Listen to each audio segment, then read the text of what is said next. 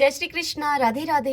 आप सभी भक्तों का आपके अपने YouTube चैनल श्री कृष्ण दीवानी में हार्दिक स्वागत है।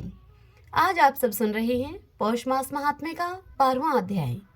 सर्वप्रथम भगवान का स्मरण करते हुए सभी बोलिए ओम नमो भगवते वासुदेवाय, श्री राधा कृष्णाभ्याम नमो नमः। भगवान नारायण नारद जी से इस कथा का श्रवण कराते हुए उनसे कहते हैं कि हे नारद, शंकर जी के वहां से चले जाने पर वह बाला हतकांति होकर श्वास पर श्वास लेती हुई भयभीत होकर आंखों में आंसू लाकर अब रोने लगी। इस प्रकार दुख से बहुत सा काल उसका व्यतीत हो गया। फिर वह तपस्विनी भी बलवान काल के वश में हो गई। तब उस समय बड़े धर्मात्मा राजा द्रुपद ने उत्तम यज्ञ किया। उसके यज्ञ कुंड में से एक कन्या उत्पन्न हुई।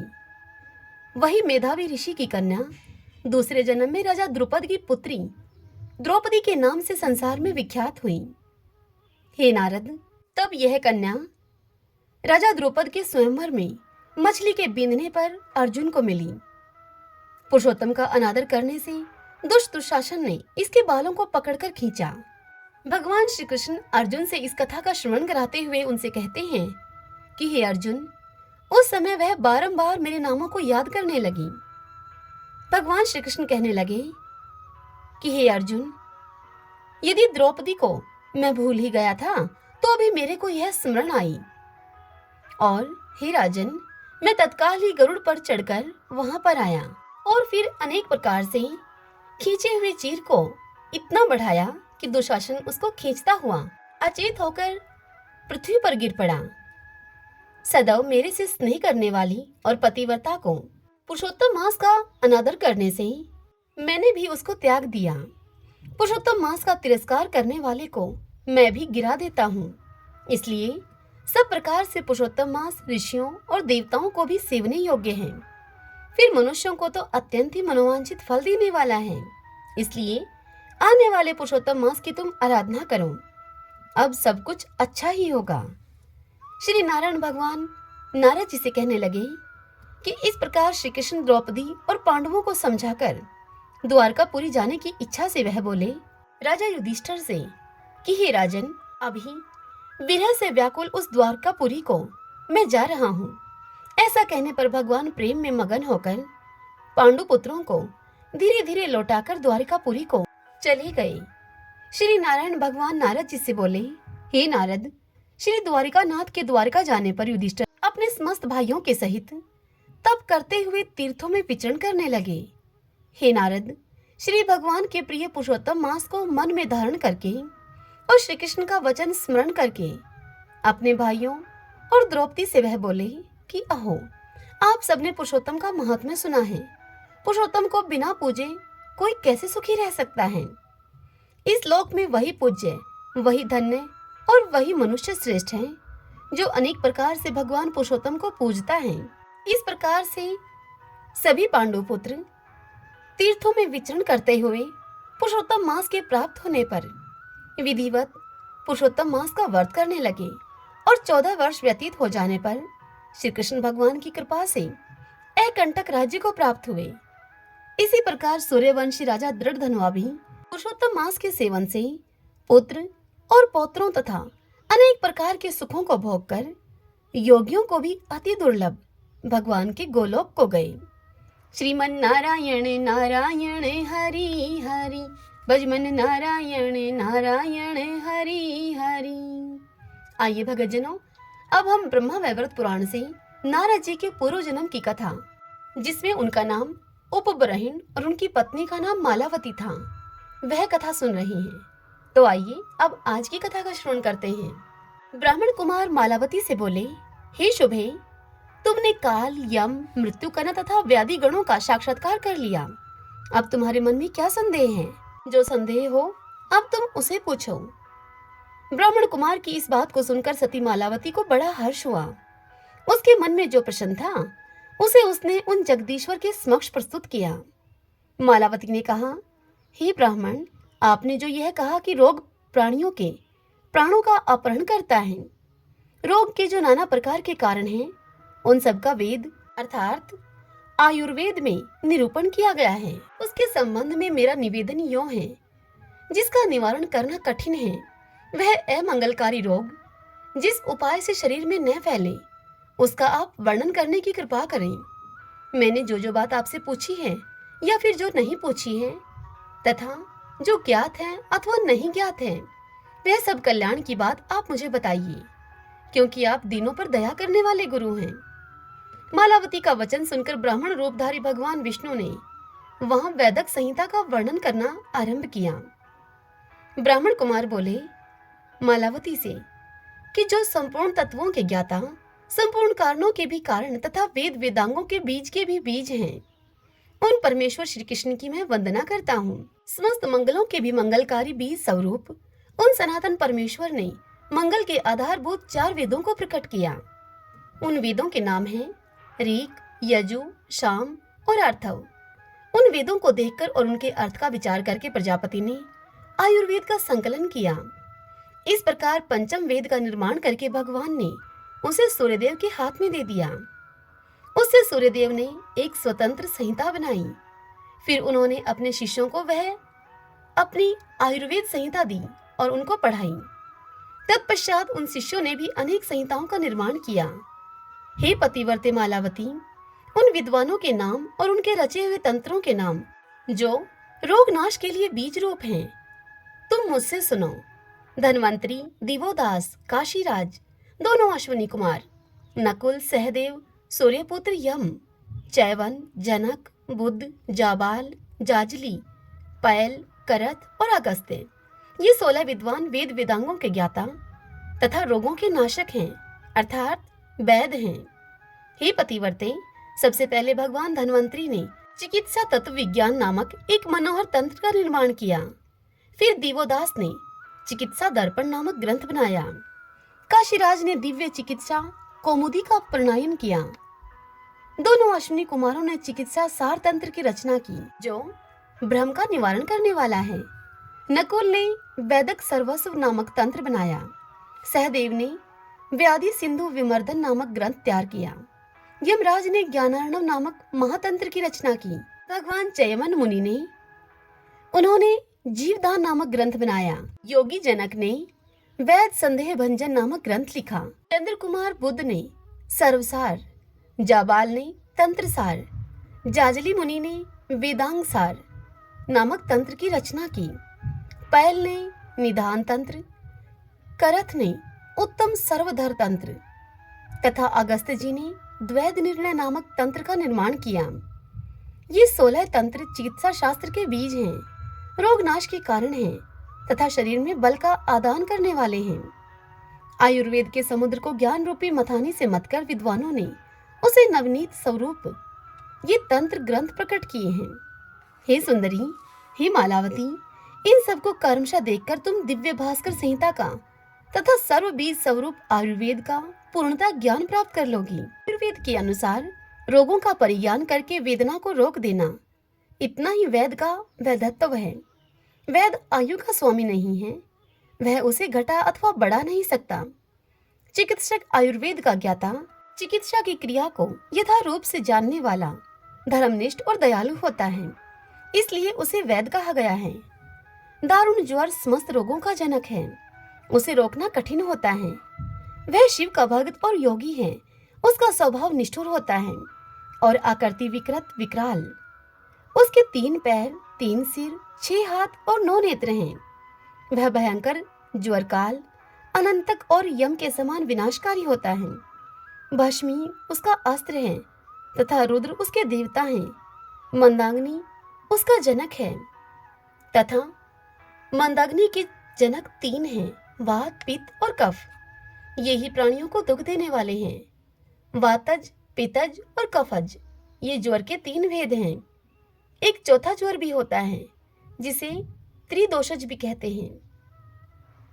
पांडु, कामल, कुष्ठ, शौथ, पलीहा, शूलक, ज्वर, अतिसार, संग्रहणी, खांसी, फोड़ा, हलीमक, मूत्रकृच्छ, रक्त विकार या रक्त दोष से उत्पन्न होने वाला गुल्म, विषमेह, कुबज, गोद, गलकंड, भ्रमरी, सनीपात, विसूचिका अर्थात हैजा और दारुणी आदि अनेक रोग हैं।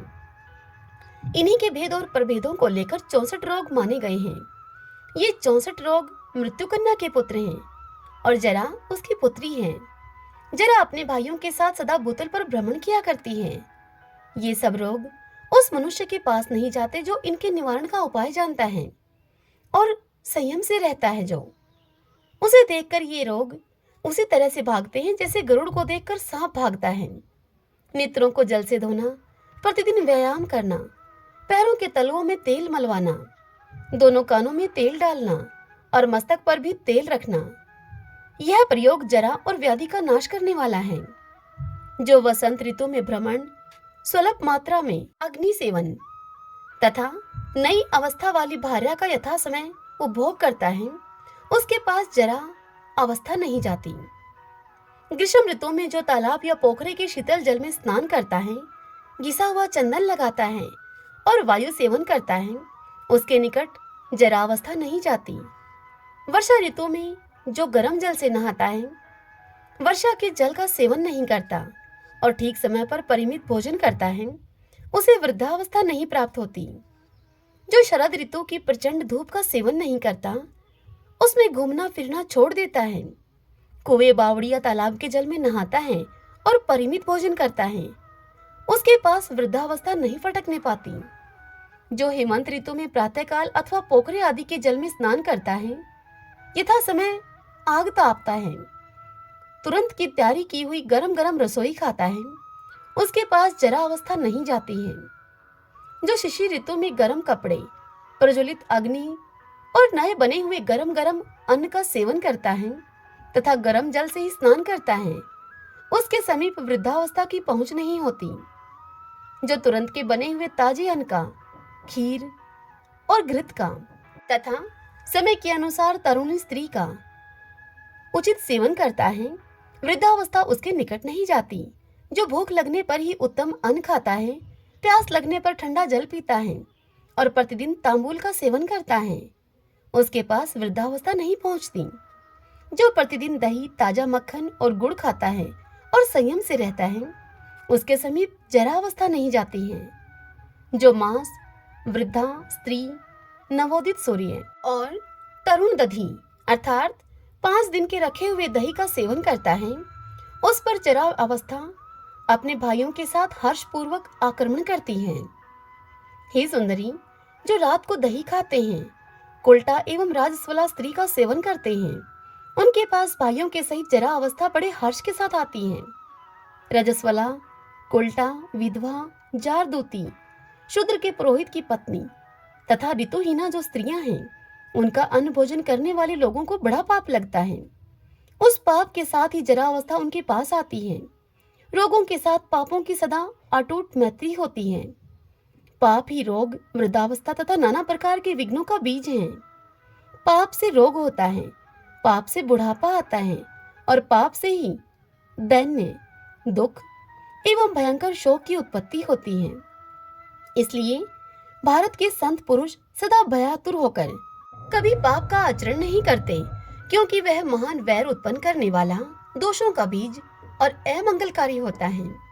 जो अपने धर्म के आचरण में लगा हुआ है, भगवान के मंत्र की दीक्षा ले चुका है, श्री हरि की समाराधना में संलग्न है, गुरु देवता और अतिथियों का भक्त है, तपस्या में आसक्त है, व्रत और उपवास में लगा रहता है और सदा तीर्थ सेवन करता है, उसे देखकर रोग उसी तरह से भाग जाते हैं जैसे कि गरुड़ को देखकर सांप। ऐसे पुरुषों के पास जरा अवस्था नहीं जाती और न दुर्जय रोग समूह ही उस पर आक्रमण करते हैं। हे पतिव्रते मालावती, वात, पित्त और कफ ये 3 ज्वर के जनक हैं। ये किस प्रकार देहधारियों में संचार करते हैं और जाते हैं स्वयं, उसके विविध कारणों तथा उपायों को तुम मुझसे सुनो। जो भूख की आग प्रज्वलित हो रही हो और उस पर आहार न मिले, तो प्राणियों के शरीर में मणिपूरक चक्र में पित्त का प्रकोप होता है। ताड़ और बेल का फल खाकर तत्काल जल पी लिया जाए तो वही सदैव प्राण नाशक पित्त हो जाता है। दैव का मारा हुआ अर्थात भाग्य का मारा हुआ पुरुष शरद ऋतु में गर्म पानी पीता है और भादों में तिक्त भोजन करता है, उसका पित्त बढ़ जाता है। धनिया पीसकर उसे शक्कर के साथ ठंडे जल में घोल दिया जाए तो उसको पीने से पित्त की शांति होती है। चना सब प्रकार का गव्य पदार्थ, तर्क रहित दही, पके हुए बेल और ताल के फल, ईख के रस से बनी हुई सब वस्तुएं, अदरक मूंग की दाल का जूस तथा शर्करा मिश्रित तिल का चूर्ण, ये सब पित्त का नाश करने वाली औषधियां हैं जो तत्काल बल और पुष्टि प्रदान करती हैं। पित्त का कारण और उसके नाश का उपाय बताया गया है। अब तुम दूसरी बात मुझसे सुनो। भोजन के बाद तुरंत स्नान करना, बिना प्यास के जल पीना, सारे शरीर में तिल का तेल मलना, सनिग्ध तैल तथा सनिग्ध आंवले के द्रव्य का सेवन, बासी अन्न का भोजन, तर्कपान, केले का पका हुआ फल, दही, वर्षा का जल, शक्कर का शरबत, अत्यंत चिकनाई से युक्त जल का सेवन, नारियल का जल, बासी पानी से रूखा स्नान अर्थात बिना तेल लगाए हुए नहाना, तरबूज के पके हुए फल खाना, ककड़ी के अधिक पके हुए फल का सेवन करना, वर्षा ऋतु में तालाब में नहाना और मूली खाना, इन सब से कफ की वृद्धि होती है। वह कफ ब्रह्मारंध्र में उत्पन्न होता है जो महान वीर्यनाशक माना गया है। हे गंधर्व नंदिनी, हे मालावती, आग ताप कर शरीर से पसीना निकालना, भुंजी भांग का सेवन करना, पकाए हुए तेल विशेष को काम में लाना, घूमना, सूखे पदार्थ खाना, सूखी पकी हुई हरहर का सेवन करना, हरहर को कहते हैं, कच्चा पिंडारक अर्थात पिंडारा, कच्चा केला, बेसवार, पिसा हुआ जीरा, मिर्च और लौंग आदि को बेसवार कहा जाता है। सिंधुवार, अनाहार यानी कि उपवास, अपानक, अपानक का मतलब होता है पानी न पीना, घृत मिश्रित रोचना चूर्ण, घी मिलाया हुआ सूखा शक्कर, काली मिर्च, पीपल, सूखा अदरक, जीवक तथा मधु, ये द्रव्य तत्काल कफ को दूर करने वाले तथा बल और पुष्टि को देने वाले हैं। अब वात के प्रकोप का तुम कारण सुनो। हिमालयवती, भोजन के बाद तुरंत पैदल यात्रा करना, दौड़ना, आग तापना, सदा घूमना और मथुन करना, वृद्धा स्त्री के साथ सहवास करना, मन में निरंतर संताप रहना, अत्यंत रूखा खाना, उपवास करना, किसी के साथ जूझना, कलह करना, कटु वचन बोलना, भय और शोक से अभिभूत होना, ये सब केवल वायु की उत्पत्ति के कारण है। आज्ञा नामक चक्र में वायु की उत्पत्ति होती है। अब तुम इसकी औषधि सुनो। केले का पका हुआ फल, बिजोरा नींबू के फल के साथ चीनी का शरबत, नारियल का जल, तुरंत का तैयार किया हुआ ताक्र, उत्तम पिट्ठी यानी कि पुआ और कचौरी आदि, भैंस का केवल मीठा दही या उसमें शक्कर मिला हो, तुरंत का बासी अन्न, सौवीर अर्थात जौ की कांजी, ठंडा पानी, पकाया हुआ तेल विशेष या फिर केवल तिल का तेल, नारियल, ताड़, खजूर, आंवले का बना हुआ उष्ण द्रव्य पदार्थ, ठंडे और गर्म जल का स्नान, सुस्निग्ध चंदन का द्रव्य, चिकने कमल पत्र की शैया और सनिग्ध व्यंजन। हे वत्से, ये सब वस्तुएं तत्काल ही वायु दोष का नाश करने वाली हैं। मनुष्यों में 3 प्रकार के वायु दोष होते हैं। पहला है शारीरिक कलेश जनित, दूसरा है मानसिक संताप जनित और तीसरा काम जनित। हे मालावती, इस प्रकार मैंने तुम्हारे समक्ष रोग समूह का वर्णन किया तथा उन रोगों के नाश के लिए श्रेष्ठ विद्वानों ने जो नाना प्रकार के तंत्र बनाए हैं उनकी भी तुमसे चर्चा की। वे सभी तंत्र रोगों का नाश करने वाले हैं। उनमें रोग निवारण के लिए रसायन आदि परम दुर्लभ उपाय बताए गए हैं। हे साध्वी, विद्वानों के द्वारा रचे गए उन सब तंत्रों का यथावत वर्णन कोई 1 वर्ष में भी नहीं कर सकता। हे शोभने, बताओ तुम्हारे प्राण वल्लभ की मृत्यु किस रोग से हुई है, मैं उसका उपाय करूंगा जिससे कि ये जीवित हो जाएंगे। शौनक जी से इतनी कथा सुनाकर सूत नंदन शोती जी कहते हैं, हे शौनक जी, ब्राह्मण की यह बात सुनकर गंधर्व कुमारी चित्ररथ की पुत्री मालावती ने प्रसन्न होकर इस प्रकार से कहना आरंभ किया। मालावती बोली, हे विप्रवर, सुनिए। सभा में लज्जित हुए मेरे प्रियतम ने ब्रह्मा जी के श्राप के कारण योग बल से प्राणों का परित्याग किया है। मैंने आपके मुंह से निकले हुए अपूर्व, शुभ एवं मनोहर आख्यान को पूर्ण रूप से सुना है। संसार में विपत्ति के बिना कब किसको कहां आप जैसे महात्माओं का संग प्राप्त हुआ है। हे विद्वन, अब मुझे मेरे प्राणनाथ को जीवित करके दे दीजिए। मैं आप सब लोगों के चरणों में नमस्कार करके स्वामी के साथ अपने घर को जाऊंगी। मालावती का यह वचन सुनकर ब्राह्मण रूपधारी भगवान विष्णु ने उसके पास से उठकर शीघ्र ही देवताओं की सभा में गए।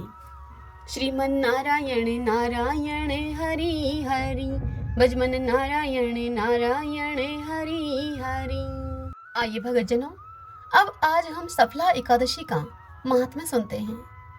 युधिष्ठिर ने पूछा, हे स्वामिन, पौष माह के कृष्ण पक्ष में जो एकादशी होती है उसका क्या नाम है, उसकी क्या विधि है तथा उसमें किस देवता की पूजा की जाती है, यह बताइए। तब भगवान श्री कृष्ण ने कहा कि हे राजेंद्र, बतलाता हूँ, सुनो। बड़ी बड़ी दक्षिणा वाले यज्ञों से भी मुझे उतना संतोष नहीं होता जितना कि एकादशी व्रत के अनुष्ठान से होता है। इसलिए सर्वथा प्रयत्न करके एकादशी का व्रत करना चाहिए। पौष मास के कृष्ण पक्ष में सफला नाम की एकादशी होती है। उस दिन पूर्वोक्त विधान से ही विधि पूर्वक भगवान नारायण की पूजा करनी चाहिए। एकादशी कल्याण करने वाली है, अतः इसका व्रत अवश्य करना उचित है। जैसे नागों में शेषनाग, पक्षियों में गरुड़, देवताओं में श्री विष्णु तथा मनुष्यों में ब्राह्मण श्रेष्ठ हैं, ठीक उसी प्रकार संपूर्ण व्रतों में एकादशी तिथि का व्रत श्रेष्ठ है। हे राजन, सफला एकादशी को नाम मंत्रों का उच्चारण करके फलों के द्वारा श्री हरि का पूजन करें। नारियल के फल, सुपारी, पिजोरा, नींबू, जमीरा नींबू, अनार, सुंदर आंवला, लौंग, बेर तथा विशेषतः आम के फलों से देव देवेश्वर श्री हरि की पूजा करनी चाहिए। इसी प्रकार धूप दीप से भी भगवान की अर्चना करें। सफला एकादशी को विशेष रूप से दीपदान करने का विधान है। रात को वैष्णव पुरुषों के साथ जागरण करना चाहिए। जागरण करने वाले को जिस फल की प्राप्ति होती है वह हजारों वर्ष तपस्या करने से भी नहीं मिलता।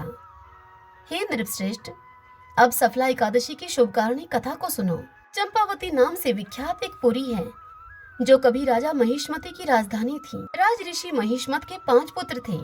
उनमें जो ज्येष्ठ था वह सदा पाप कर्म में ही लगा रहता था। परस्त्रीगामी और वैश्याशक्त था वह। उसने अपने पिता के धन को पाप कर्म में ही खर्च किया। वह सदा दुराचार परायण तथा ब्राह्मणों का निंदक था। वह सदा ही वैष्णवों और देवताओं की भी निंदा किया करता था। अपने पुत्र को ऐसा पापाचारी देखकर राजा महिष्मत ने राजकुमारों में उसका नाम लुम्भक रख दिया। फिर पिता और भाइयों ने मिलकर उसे राज्य से बाहर निकाल दिया। लुम्भक उस नगर से निकलकर गहन वन में चला गया। वहीं रहकर उस पापी ने प्राय समूचे नगर का धन लूट लिया। एक दिन जब वह चोरी करने के लिए नगर में आया तो रात में पहरा देने वाले सिपाहियों ने उसे पकड़ लिया। किंतु जब उसने अपने को राजा महिष्मत का पुत्र बतलाया तो सिपाहियों ने उसको छोड़ दिया।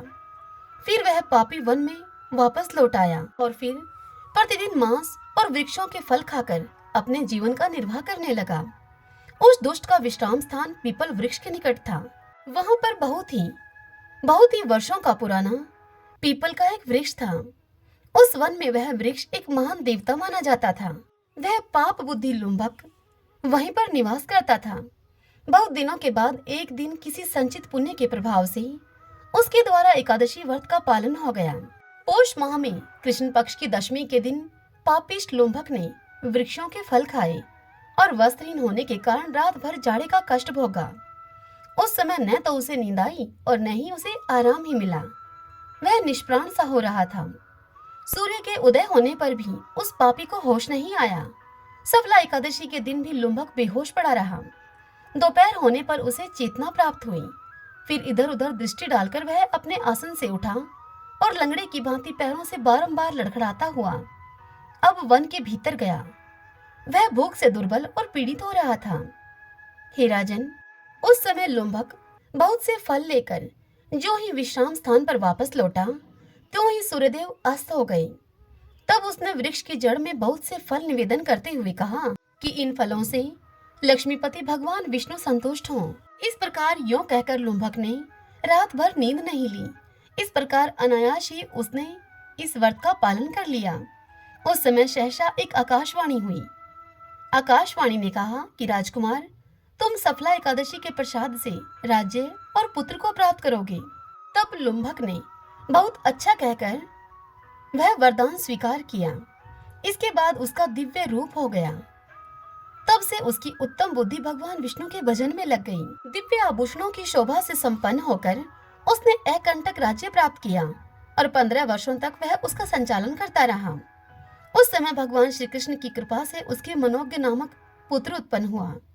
जब वह पुत्र बड़ा हुआ तब लुम्भक ने तुरंत ही राज्य की ममता को छोड़कर वह राज्य अपने उस पुत्र को सौंप दिया और स्वयं भगवान श्री कृष्ण के समीप चला गया, जहां जाकर मनुष्य कभी शोक में नहीं पड़ता। हे राजन, इस प्रकार जो सफला एकादशी का उत्तम व्रत करता है वह इस लोक में सुख भोगकर मरने के बाद मोक्ष को प्राप्त होता है।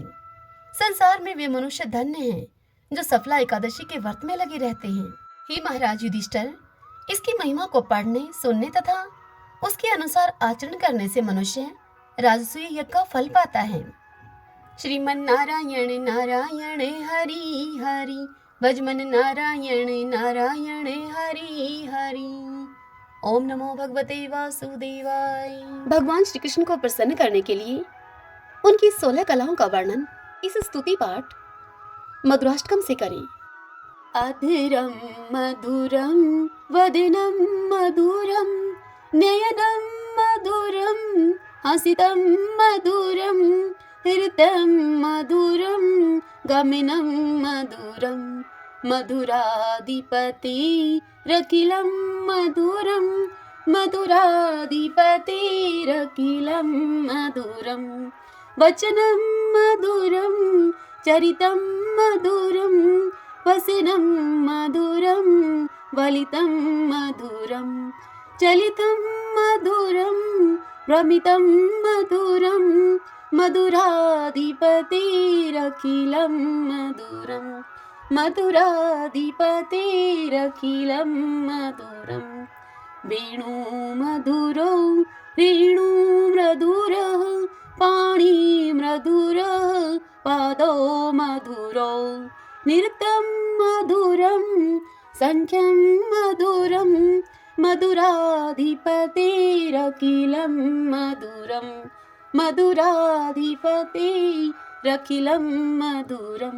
गीतं मधुरं, पीतं मधुरं, भुक्तं मधुरं, सुप्तं मधुरं, रूपं मधुरं, तिलकं मधुरं, मधुराधिपतिरखिलं मधुरम, मधुराधिपतिरखिलं मधुरम। कर्णं मधुरं, तर्णं मधुरं, हरिणं मधुरं, स्मरणं मधुरं, वमितं मधुरं, शमितं मधुरं, मधुराधिपतिरखिलं मधुरं, मधुराधिपतिरखिलं मधुरं। गुंजा मधुरा, माला मधुरा, यमुना मधुरा, वीची मधुरा, सलिलं मधुरं, कमलं मधुरं, मधुराधिपतिरखिलं मधुरं, मधुराधिपतिरखिलं मधुरं। गोपी मधुरा, लीला मधुरा, युक्तं मधुरं, मुक्तं मधुरं, दृष्टं मधुरं, शिष्टं मधुरं, मधुराधिपतिरखिलं मधुरं, मधुराधिपतिरखिलं मधुरं। गोपा मधुरा, गाओ मधुरा, यष्टिर्मधुरा, सृष्टिर्मधुरा, दलितं मधुरं, फलितं मधुरं, मधुराधिपतिरखिलं मधुरं, मधुराधिपतिरखिलं मधुरम। आज की यह कथा आपको कैसी लगी? कमेंट बॉक्स में जय श्री कृष्णा लिख के आप मुझे अवश्य बताइए। और यदि पसंद आई हो तो वीडियो को लाइक करें। और इसी के साथ यदि आप मुझे पहली बार सुन रहे हैं तो फिर आप हमारे इस चैनल श्री कृष्ण दीवानी को सब्सक्राइब कर लीजिए। बेल आइकन के बटन को भी दबा लीजिएगा ताकि आपको हमारे आने वाले नए वीडियोस की सभी जानकारी, सभी नोटिफिकेशन समय से मिल सके। हरे कृष्णा।